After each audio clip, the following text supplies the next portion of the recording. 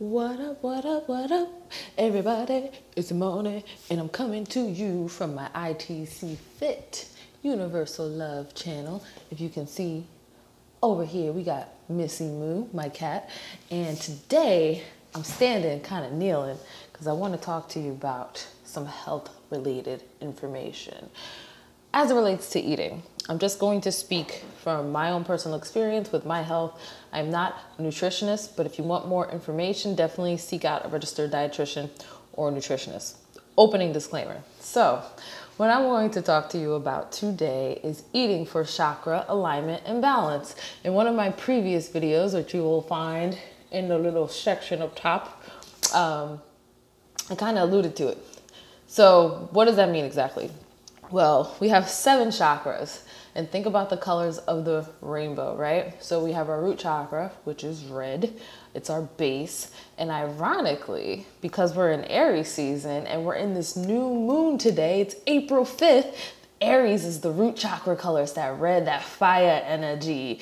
Then moving on up, we have orange, which is sacral, and that's related to sexuality, creativity, and orange. Think about things that are orange, right?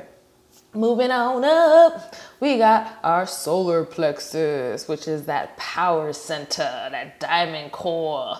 And that's yellow, yellow, yellow, yellow. Up, up, up, it's our heart. Our corazón, mi corazón, mi corazón. It's verde, it's green. And moving on up, what I was just using, my throat chakra, is blue. We got our pineal gland, which kind of matches the color of my little hoodie today. And it's like an indigo purple, and followed by our crown, which sits outside of our body, but it's the 7th one, and it's this beautiful purplish color. So how do we eat for our chakras? Let's take it back to the root, to the root, to the root. All right, so simply put, think of it this way. I'm gonna try to simplify it as much as possible. Root chakra, think about things that are red. So when you eat like kidney beans, or if you aren't vegan like me, meats, anything that are red meats, poultry, proteins, onions, seeds, and things like that, right?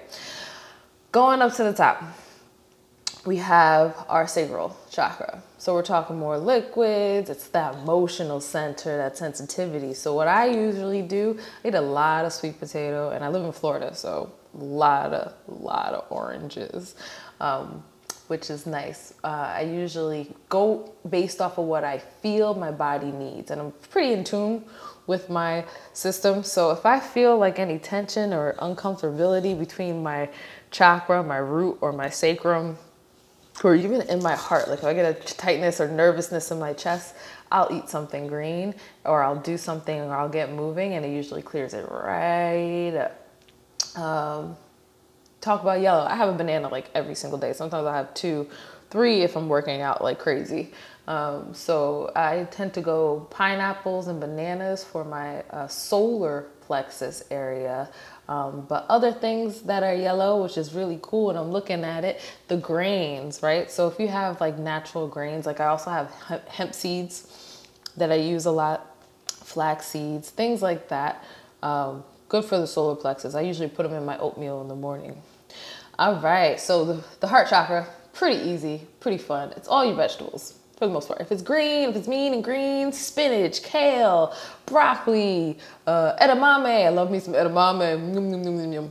Trying to think what else is green. Those are usually things that I tend to eat, but you can also have like eggplants in there, and like peppers, and Swiss chard. People that eat Swiss chard. It's a very upstate New York thing, which is where I'm from.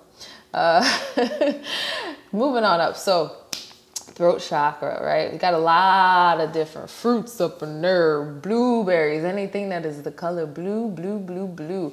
Even like blue agave, surprisingly. When you're a singer, right? Say honey, blue agave, clear with some tea. Good to go, good to go, good to go, okay, okay. All right, and we got our pineal pineal gland. It's the rock right up top. So we're talking about the herbs and the spices, the coconuts, and it's the metabolism and the nervous system, and it ties it all together. This is the intuition. I always tell people we have 3 brains, right? Boom. Our solar plexus and our root. Those are the 3 in our body. It's scientifically proven. And I'm sure people physically experience it, like, oh, I got a gut feeling. That's your solar plexus telling you that something's off. Or sometimes you'll feel it in your root, like, ooh, little tingle down there. Might be something else tingling down there for some other reasons too. Who knows? Last but not least, the crown, the air, the pure air, the purple rain, purple rain. And this ties everything together. So one of my favorite things, I think is like pumpkin seeds, or I think I mentioned coconut too before, but the crown is pretty like, yeah, tie it all together.